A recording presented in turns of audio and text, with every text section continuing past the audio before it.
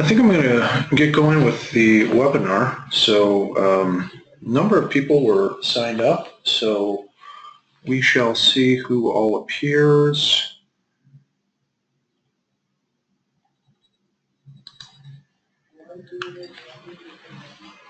Yeah, usually we have probably 5 to 10 people on these calls, so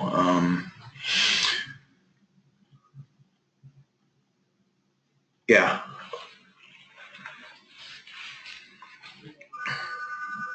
I've muted everybody just because I had a horrible experience earlier this week on a webinar, not that I was presenting on, but that I was attending.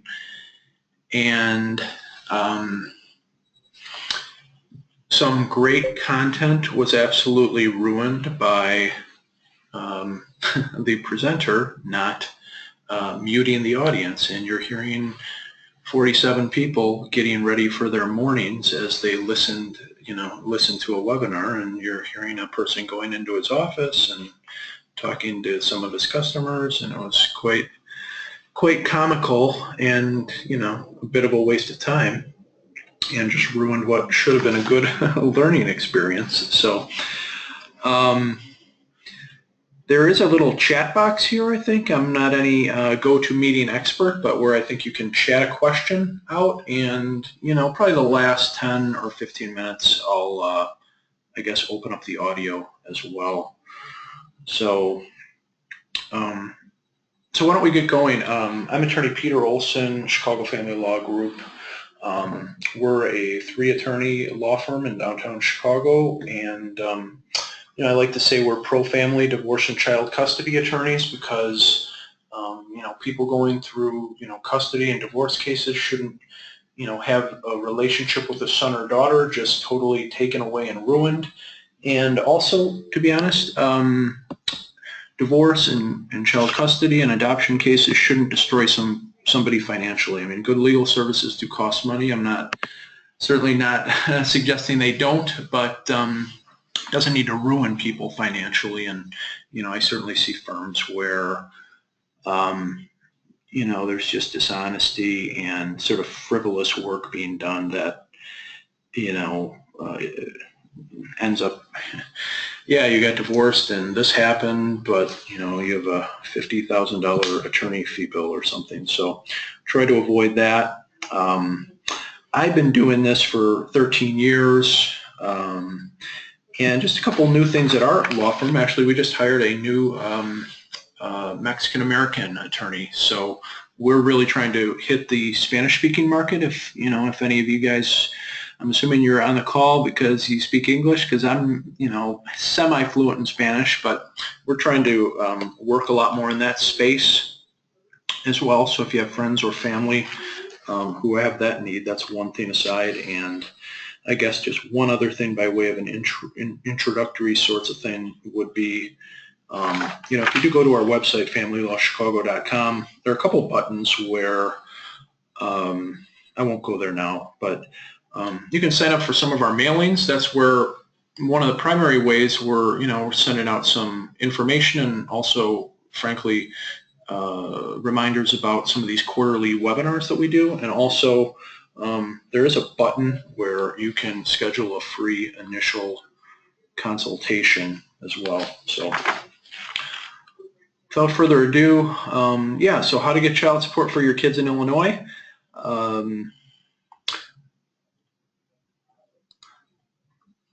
Just a little primer on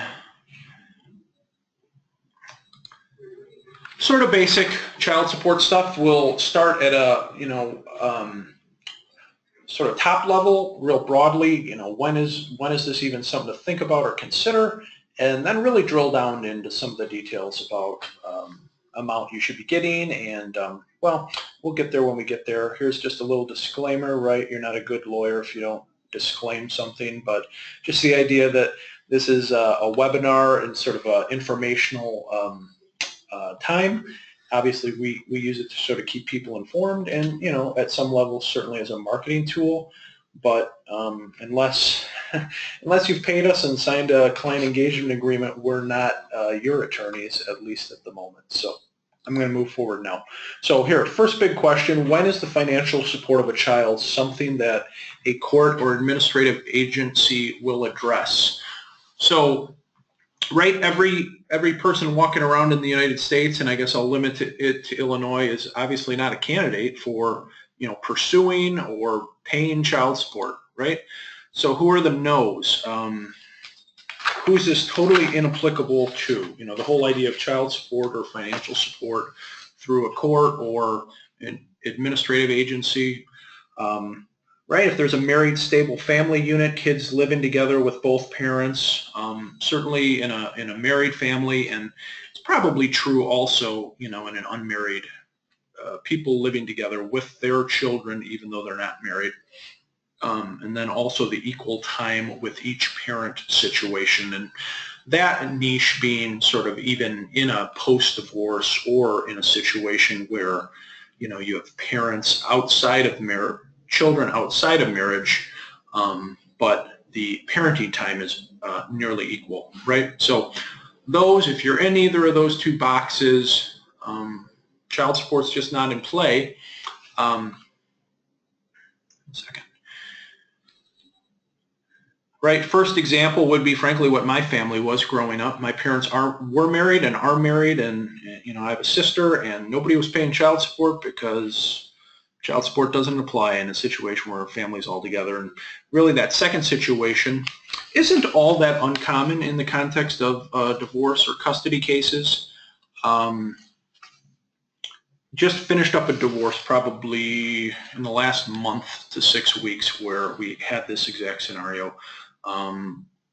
The parents alternate, I believe they alternate weeks with 2 kids, and nobody pays child support because the time's equal. And also the other caveat that's actually important, it's not just time, but their incomes are also pretty near equal. So, those aren't child support situations. What are child support situations where somebody can pursue it?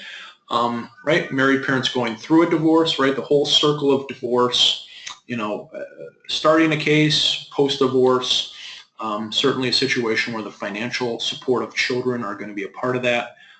Post-divorce, I think I just mentioned that. Married parents living separate and apart. Don't run into this one very often, but it's absolutely something that is in play, and it is, something to consider if that's you. In other words, people are married but separated, and the other parent's not, there's no financial support, and perhaps one parent has the kids all the time. So that's definitely in play. Unmarried parents living separate and apart, right? Last data I read was that 42% of children born today are born to unmarried parents. So, honestly, that's a decent little chunk of our law practice, and certainly a situation where the financial support of kids is going to be dealt with in a court or administrative situation. And then this last one, again, not as typical, but something to consider. If it's you, people who have a guardianship or legal custody of minor children, right? I don't know if it's self-explanatory or not, but right, if I, what would be the example? Because we have a few of these, but it's a little bit more rare, or it's rarer. We have a case where sort of a mom had all sorts of legal problems, like criminal legal problems, and substance abuse and all that sort of thing. And so we have a client, and it's actually 2 clients, 2 people who are co-guardians of this. I think she's now a 6-year-old little girl. That's a situation where they could pursue the mom or the father for child support in that case. They're guardians of this little girl. So that's sort of, right, very top level. Who potentially is entitled to financial support, who's not, when is it appropriate, sort of that whole sort of thing. If you're in one of those boxes, and that's sort of the audience I'm speaking to as we go through the rest of these bigger questions. How and when? Yeah, I guess the how, again, we're sort of surface level. I think these first couple questions, how, do it yourself, right, go into court yourself. use the state of Illinois Department of Healthcare and Family Services. Every state has a child support enforcement, child support collection, part of government basically, and every county in Illinois has that as well. In Cook County, you use something called the Illinois Department of Healthcare and Family Services.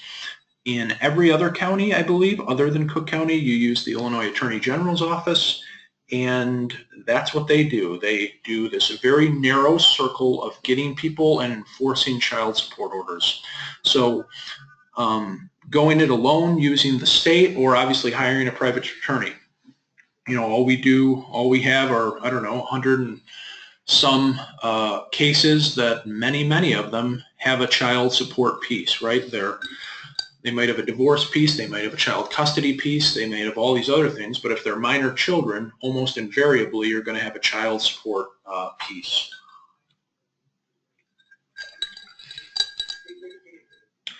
And when, I think I sort of answered this on the first slide, but just to sort of segregate these out a little bit and sort of timing, temporary child support while your divorce or parentage case is pending in court. That's usually the first thing you do in a case when they're minor children, right? If somebody hires us as their attorney tomorrow on a case, let's just say they're unmarried parents with 3 kids, and you know the father parties are separated, and I'm just using the example being the father is not providing any financial support even though he is working and has the ability to do so. First thing we would probably do would be to file a petition to get custody to our client, the mother in this example, but we'd probably set a court date immediately, 2 or 3 weeks out, to start temporary child support sort of while the case is going on. Many cases, divorce and custody cases, are going to be in court for, maybe 6 months, maybe a year. And, it's not like you're only dealing with, going on to that next bullet point, you're not dealing with just permanent child support. In other words, what's going to be ordered at the end of the case.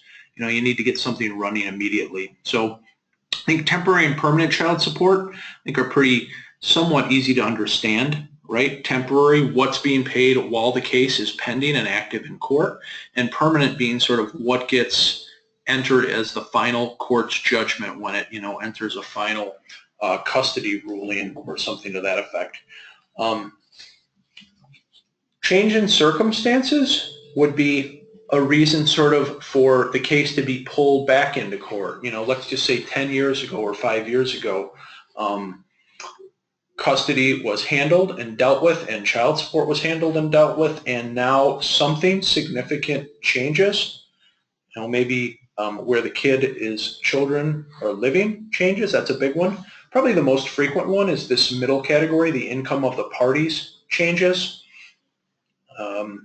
Typically in a judgment or court orders that involve the support of a child, there's going to be obligations to sort of exchange financial information every year. So, mom or dad suddenly has a huge income change or income loss. That's absolutely the most common situation when we are going to be involved, or, to modify child support, right? Somebody loses a job due to nothing that they did, absolutely need to modify child support. One of the biggest killers that you see to ruin people financially is this. It's a job loss happens, a legitimate job loss happens.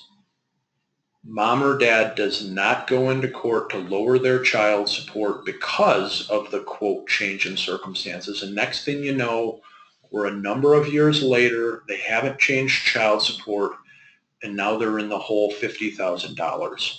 That's one of the more sad things that I run into, and you run into it fairly repeatedly.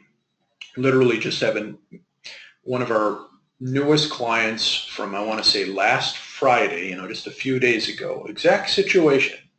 He was, just ignorant, didn't do the right thing, and most of this guy's huge child support arrearages just because had some bad years, didn't modify his child support, and really the law and really the judges don't have the power to get rid of that. It just keeps running. So the change in circumstances is important to know.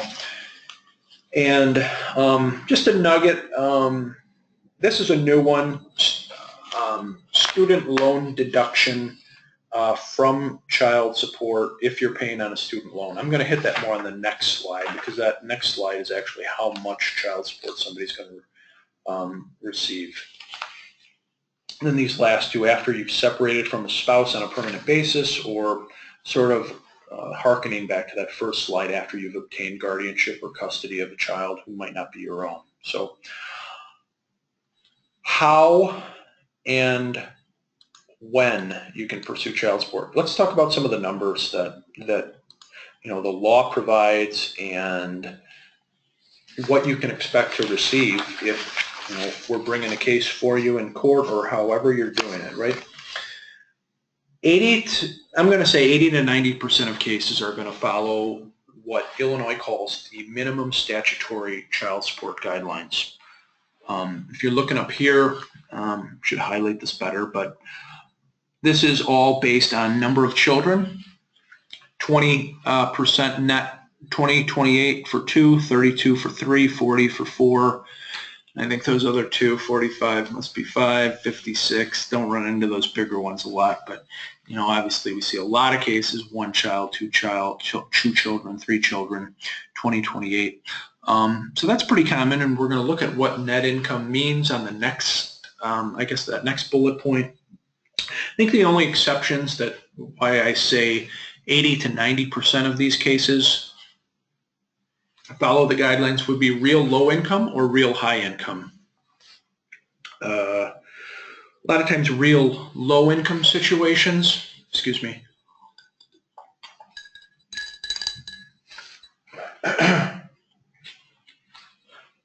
real low income situations, oftentimes a judge will do what we call, they'll set child support based on the needs of the children. And in other words, it'll be much more focused on, hey, here are the needs that this kid has in terms of financial support and let's just say the living expenses needed for a child. So a lot of times, honestly, I'll see percentages probably a little above these guidelines when you're talking about real low-income people, because the kid has a certain amount of needs. And then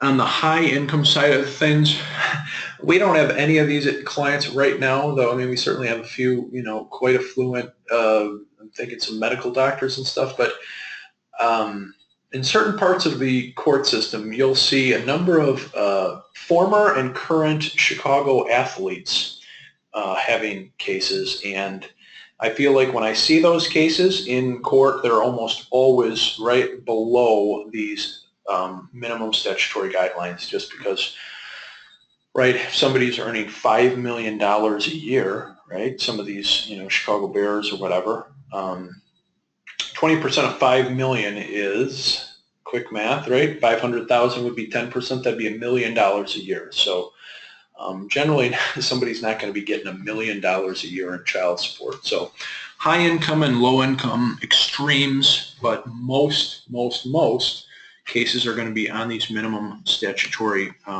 child support guidelines.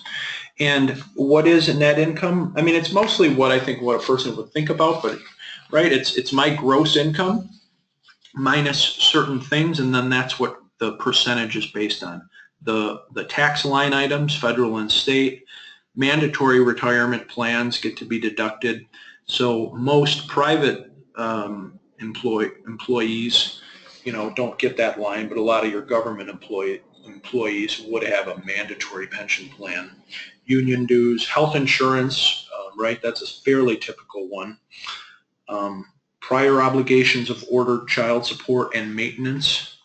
Actually should add that word in there, but if somebody has a previous marriage, previous spouse that they're paying spousal support or maintenance to, and or somebody is paying child support on a previous case, and now there's a second, let's say, custody case where child support's in place, that gets deducted too. And as I alluded to in the last slide, this is actually new at the start of 2020, 16 sort of speaks to the, I guess, sort of the problem of the huge student loan burden that exists in our country these days, that if somebody's paying $500 a month, $200 a month on a student loan, that gets to be deducted before the net income percentage for child support is calculated. So some things to keep in mind, and honestly, that student loan one, you know, if somebody's legitimately paying a pretty big student loan payment, that would be a reason potentially to go into court literally right now, because that's a new law change. If you're paying $500 a month and now all of a sudden that can be deducted from your income based on the new way that the law is, that might be a reason to actually modify your child support tomorrow, because that would be a change in circumstances. A couple unique situations just on some of these bullet points here.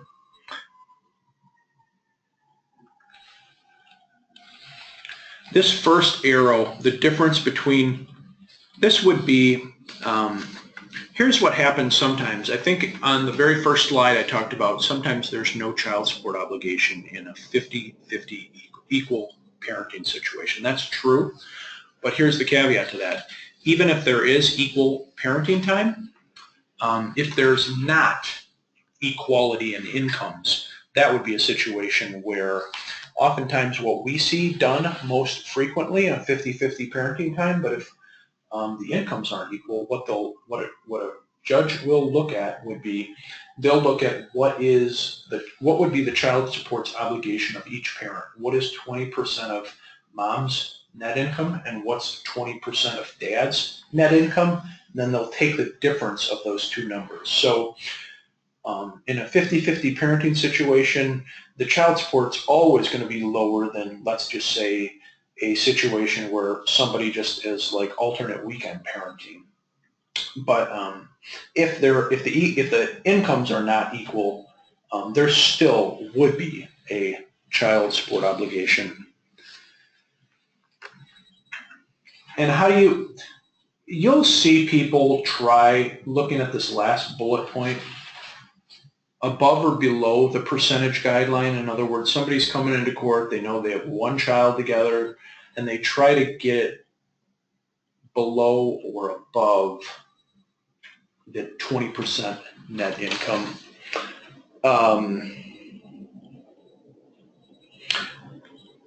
I would say these are pretty, I'm just thinking of a case we had where the parenting time was probably like 60-40 or something. You know, it wasn't 50-50, but it was more like 60-40. So this guy got quite a bit of parenting time, was quite involved in his son's life. So I think the judge ended up doing somewhere 17 or 18% of his net income instead of 20%. So I think that's all I was really alluding to there when I talk about sort of the unique situations. But again, that's the math. And most, you know, again, 90% of cases, the minimum statutory guidelines 20, 28, 32 are going to be followed. So there are two or three pieces of what, and I don't even like to call it child support, but I mean, I think most people are familiar with that lingo, but when I'm talking to most clients, I'm talking about basically sort of the financial support for children in the context of a custody or divorce case, because there's really two or three things, and a lot of times people are getting only the minimum, right? The last slide we talked about just the minimum statutory guidelines, the 20% of somebody's net income for the one child situation. Now, other than the percentage child support, what other financial issues are in play? And this is a lot of money on the table. This is actually one of the best reasons not to ever use the state of Illinois' child support collection apparatus, because all they do is the pure minimum statutory guideline, and they leave all these other issues that have a lot of value off the table.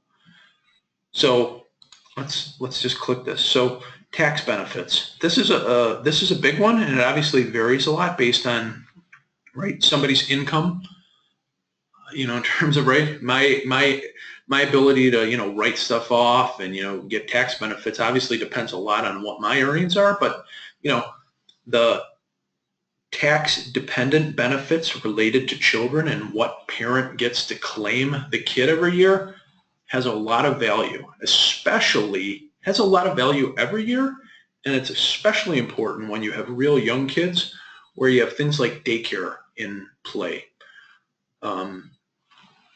So I'm not an accountant, and a lot of times when we have real juicy tax situations, we'll, you know, talk to my CPA or something about this stuff. But what's just basic and stuff that's coming up in all of our parenting, you know, child support and, you know, child custody cases is this needs to be allocated so that it's clear what parent, you know, gets the tax benefit for a kid every year. Because just putting that kid on the first page of your tax return is getting you, you know, at least $1,000 to $1,500 tax benefit. And if you have the right to claim that kid, when you're talking about younger kids, a ton of the daycare and preschool and that kind of stuff is tax deductible too. So that's a huge, huge issue that, I mean, in our cases, that's just a no-brainer. Of course we're dealing with it. Of course it's going to be in a final custody judgment, divorce judgment. But it's often forgotten. The state of Illinois never uses it. And what's also problematic is when it's not put in court documents, then it gets to be a kind of a bit of a crazy free-for-all. You know, parents, who's going to file first, and then it's this whole fight with the IRS. So, but a good amount of money on the table with that tax benefit and should not be forgotten. And then just to click through these other issues, right? Medical insurance coverage, medical needs not covered by insurance, daycare, childcare.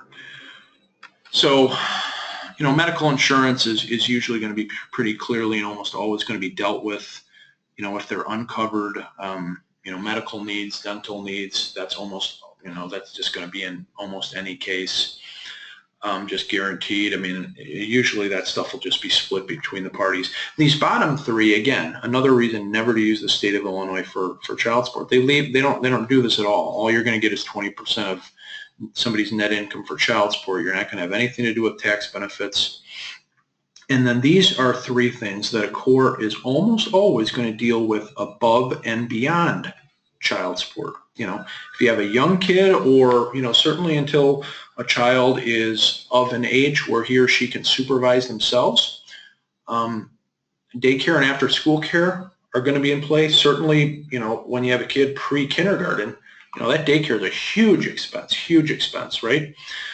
School registration, school expenses.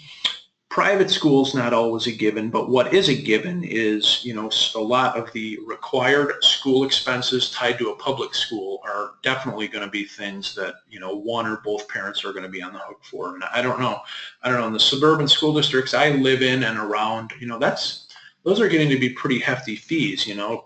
Yeah, it's a public school, but those numbers you're paying at the start of the year are pretty big numbers these days. And then extracurriculars too, right? So I guess just to make it pretty simple, there are really three important chunks, and the numbers matter a lot too, but there are really three important chunks to the financial support of kids that somebody's entitled to. It's the minimum percentage guideline of child support, tax benefits, and then these extras. And all of these should be dealt with, and if they're not, there's a lot of money being left on the table again. That's why really state of Illinois is not a good option. Back to that very first slide, or maybe second slide, how should you pursue this? State of Illinois isn't going to get you, they're going to get you 40% of what you're entitled to. So when can the financial support of a child start? In unmarried relationships, as soon as the child is born, plus pregnancy expenses. Want to sit on this one just for a bit here. One of the of the biggest, I consider it sort of a travesties, and I guess it depends what side of the equation you're on, but it's this. In a divorce setting, and let me open this next bullet point too, just to compare and contrast, right? If I'm married, and I am married, but I don't have children, and I filed for divorce, I could get financial support, and let's just say I'm the custodial parent. I could get financial support from my wife sort of going forward only. In other words, if I filed for divorce tomorrow, I could, get child support, for the rest of 2016 and into the future.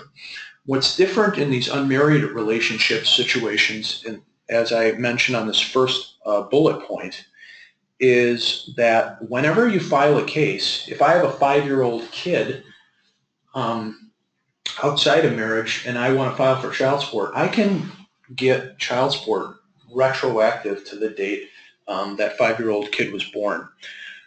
Something to keep in mind, because this is a big problem area we see.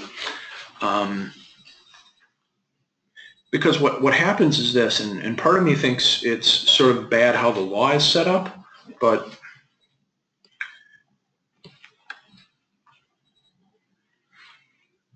a lot of stereotypically men are getting hit with huge back child support awards, thousands, tens of thousands of dollars, because what will happen is, and again, I'm just using this as an example, parties are unmarried, just parenting together, but, perhaps separated, and then 5 to 7 years down the line,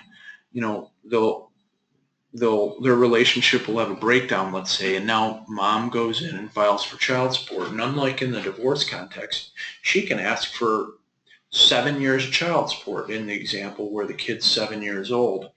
And just in the blink of an eye, some of these people are getting hit with, right? If your child support's, let's just say $500 a month, that would be $6,000 a year. So if you're getting 7 years of child support at $6,000 a year, that's 42 grand. You're just getting hit like that. So that's a difficult situation that I don't really love it being the law, because, and there are ways to fight it. It's not an absolute guarantee that you get it, but one of the areas I think generally in sort of the circle of family law that I deal with that I consider sort of under-lawyered, in other words, these cases should happen more frequently, would be the unmarried relationships. And it's for 2 reasons. One of them is this thing I just talked about, which is if you don't get that case in court with some clear, financial guidance in terms of the child support piece, you are running into these situations where somebody's filing a case when a child is, 10, 15 years old, and all of a sudden somebody's potentially getting hit with just huge amounts of back due child support. I don't think it's really right. And then the other part of these unmarried family situations that are another reason why there should be more of them in court, and I don't mean contentiously, I just mean there should be in court for the structure piece, is they're also the piece, and this isn't really financial, but these are the people where we'll get probably a call a month where it's sort of, we call these cases the grab and run cases, where they don't have anything in court financially or custody and parenting time, and next thing you know, somebody's taken the kid and they're in another state or another country, and there's not much you can do about it because there was nothing in the nothing court ordered. So that's when the financial support can start. As soon as a child's born, when you're filing a divorce or custody case. I think we hit this before a little bit, when circumstances of the parents change, and again, sort of that custody financial piece, or strike that, the guardianship piece again.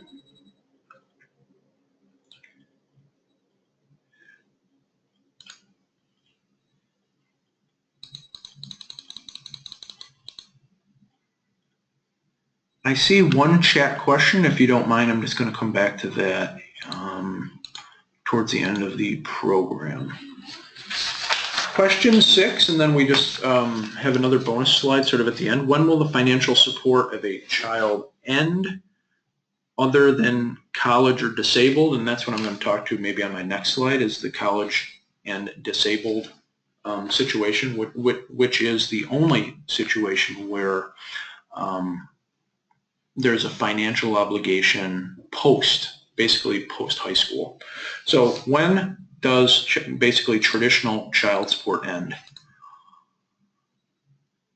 It's one of these, it's a moving target. Usually it's this middle, I guess, second bullet point. An 18-year-old kid graduates from high school, because I think that's what most cases fall into.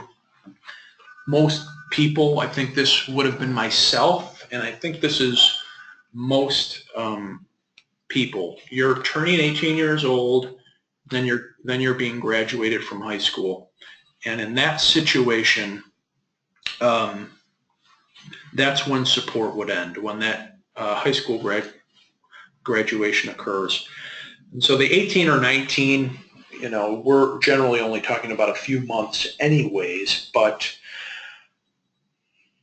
it's actually pretty rare that child support stops when a kid turns 18. The only situation that occurs in really is if you have somebody who's not in school, if they dropped out or something.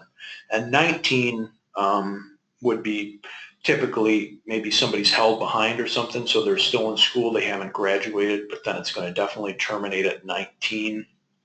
And then obviously this last bullet point, I don't know too many people who are, getting married or in the military prior to turning 18, but right, those are a couple exceptions, right? Somebody basically becomes self-supporting themselves, right? They're going off to the military, getting married, or incarcerated.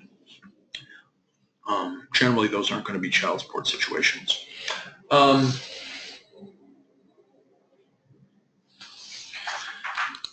Here's just, I did want to address this last piece of when the last, in terms of age, where we're talking financial support for a non-minor child or is in play, would be these two situations: a mentally or physically disabled child, right? That support is not going to stop at those, the typical high school graduation situation. In this one, the child mentally or physically disabled box, that potentially is lifelong support.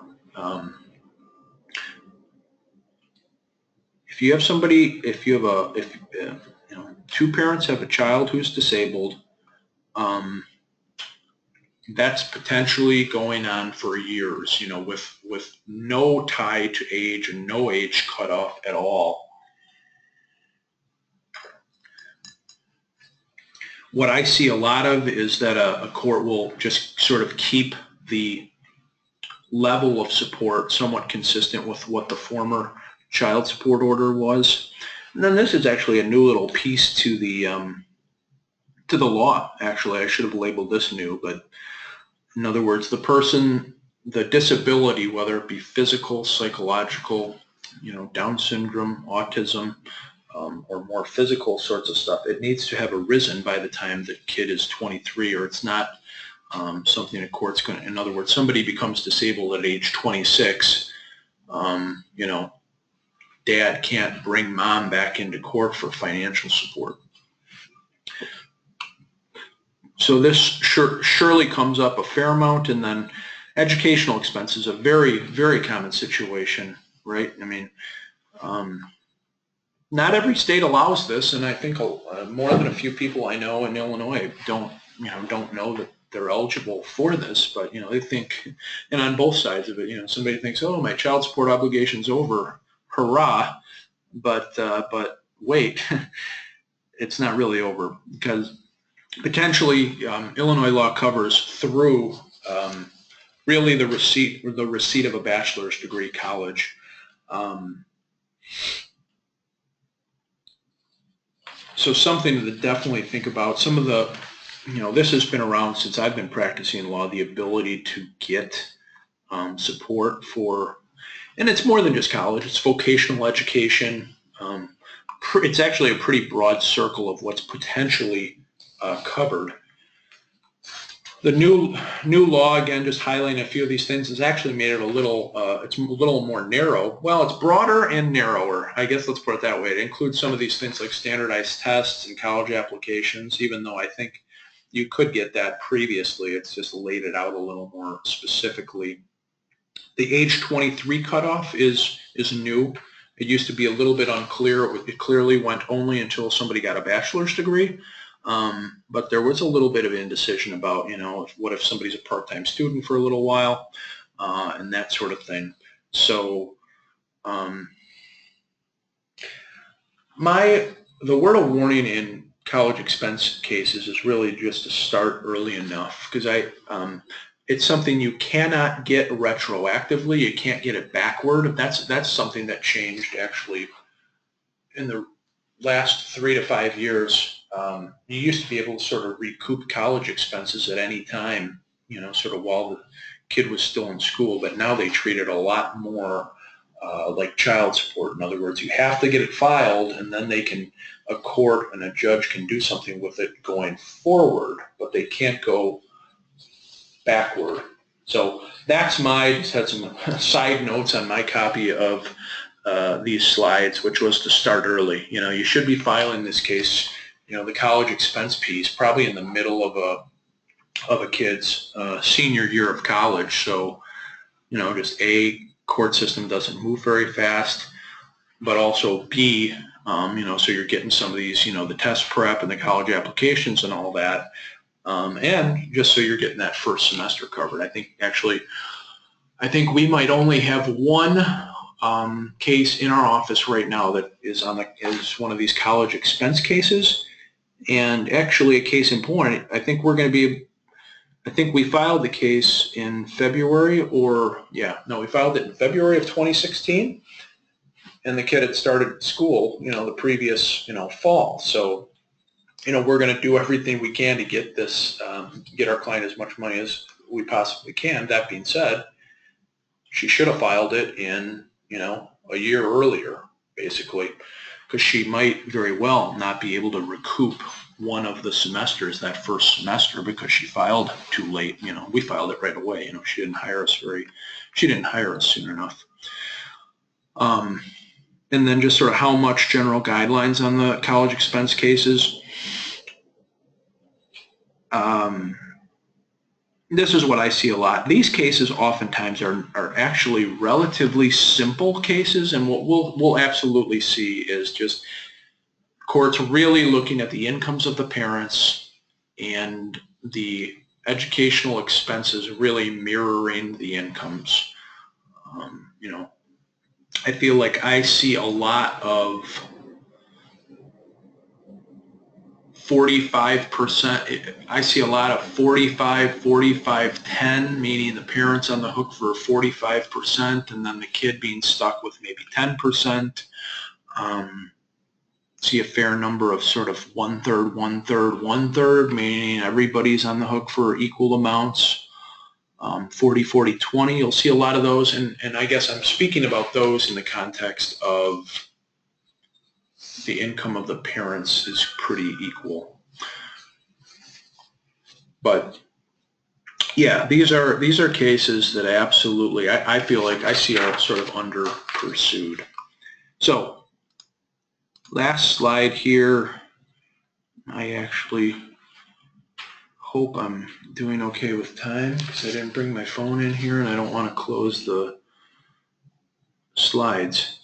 So just a couple quick nuggets and stumbling blocks, and then we can maybe grab a couple questions. Multiple children with multiple mothers. Yeah, so here's the deal there, right? You have use myself an example. If I have two children that were mothered by two different women, how a court looks at that would be, parent number one gets 20% of my net income, and then parent number two, who has a child, but with a different parent, parent number one's 20% gets deducted deducted from my net income before parent number two's child support is calculated. So that's how it's sort of taken into account. I definitely hear some ideas about changing that, like, why is it right that, child number two gets less? But that's how the law has been since I've been an attorney, for 13 years.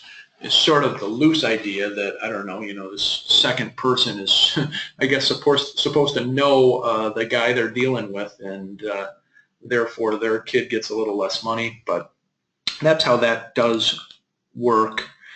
Plan ahead to terminate child support. That's just, just sort of a general idea of courts don't do things that quickly. I think we literally had a case in court this morning that the other attorney who works here was handling for us. Right? What's today? April 28th. The expectation is this guy's daughter is going to be graduated from high school in June. So wanted to get it teed up in court for the first time today with the expectation that usually probably it won't be terminated until the second court date. Maybe the judge will ask for some proof of the fact that she's graduating from high school or this kind of thing. So, that money adds up, right? If you don't file it until June, you're probably not getting it stopped until August or September. So why throw away a few months when you don't have to? Just mentioned this one, filing early enough on educational expenses cases. I think I've given you some of this tone that, using the state for child support cases is not your best route. And let me give one or two caveats or exceptions to that. You should never use them to start a case just because you're not going to get good customer service and your case isn't going to be, you're going to be waiting a year or two before your case is in court. Somebody hires us tomorrow, their case is going to be in court within the month.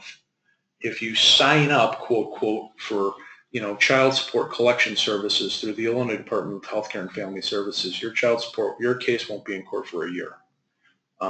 So they, in that first slide, I talked about how to pursue a case. I talked about a private attorney using the state or filing a case pro se, meaning by yourself without an attorney. It's smarter to file a case pro se to get a case started, to get child support started, than it is to use the Illinois Department of Healthcare and Family Services, because you could get a case into court much more quickly than the state can. You just it's just sort of bureaucracy, customer service stuff. Two exceptions where it's not a horrible idea to use the state is purely for enforcement of child support. So, maybe we got a case going for somebody, and whatever, this guy was ordered to pay $800 a month in child support, and it's going fine for a while, but then after a while, for whatever reason, he stops paying or this kind of thing. That's not a bad situation then to use the state to enforce a child support order, to sort of hit somebody over the head on the child support piece, because then it's kind of like, hey, do you want to be paying a private attorney, a good amount of money, right, to just hit somebody over the head who's not earning any money? So if you have somebody like that who's really recalcitrant, that's not a bad time. And then the only other exception is there are two things that the state child support can do that a private attorney can't, and that's grab somebody's tax refund if they're way behind in child support, and grab unemployment benefits. Those are two things right there. So state of Illinois isn't bad to be used for the enforcement of child support cases, but honestly, they're awful, and it's not smart to use them for getting your case started initially if you can avoid that at all costs. It does take a little while to get a case going, and this would be in the case where we got it going ASAP before child support gets started. And because, right, somebody hires us, let's just say we'd have some court pleadings or court documents ready to go in a week or less, then we're getting a court date in another 2 or 3 weeks out. But usually, unless it's just like a purely agreed thing, that isn't really going to be dealt with in substance probably until the second or third court date. So so that's where I'm talking about there is there is a little startup time, even if you're doing it as most efficient, fast as possible. Child support enforcement isn't reliable. There's a lot of truth to that. So there's a lot you can do, but it's also, I think the statement is get your financial ducks in order as best you can.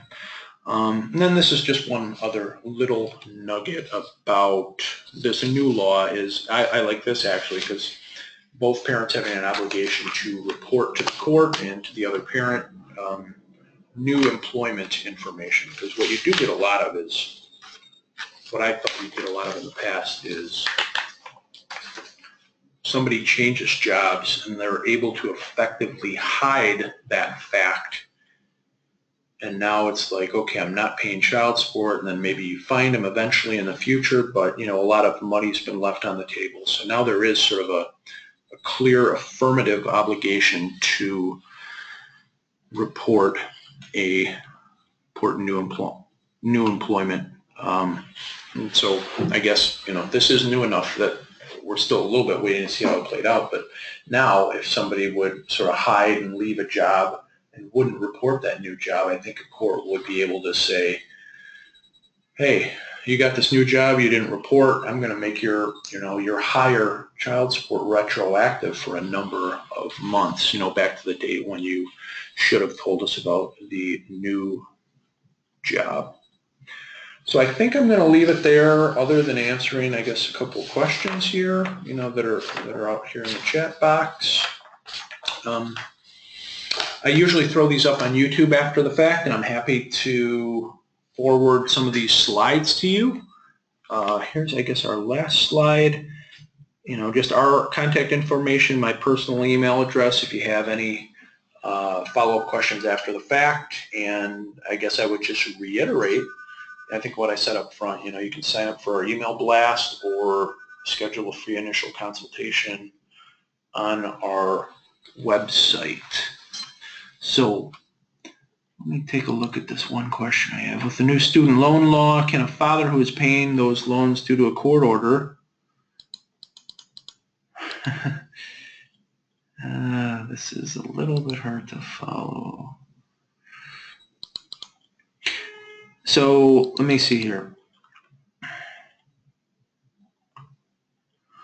So the legal change, and I'll unmute this if I can. Let's see if anybody wanted to verbalize, but the law privately is, the new law would just be this. If I'm earning $1,000 a month and I'm now ordered to pay, let's just do it like this. My gross income is $1,000 a month. And like we looked at these slides, child support is always going to be based on net income. So if my gross income's $1,000, now one of the things by the new law I can deduct to get to my net income would be a student loan payment. So if my gross income's $1,000 and I have a student loan payment of $200 a month, now my net income is going to be $800 for purposes of child support, whereas prior to this year,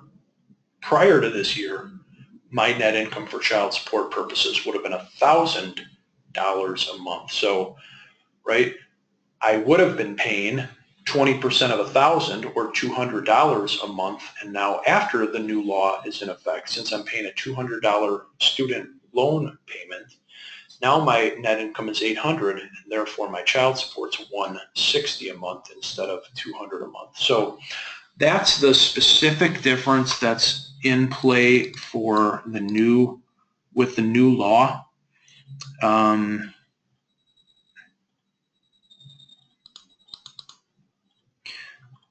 So yeah, maybe I can take this question off line because I don't follow quite what you're asking.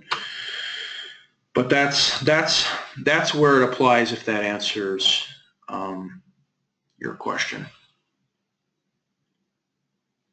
Does that answer it, Sue?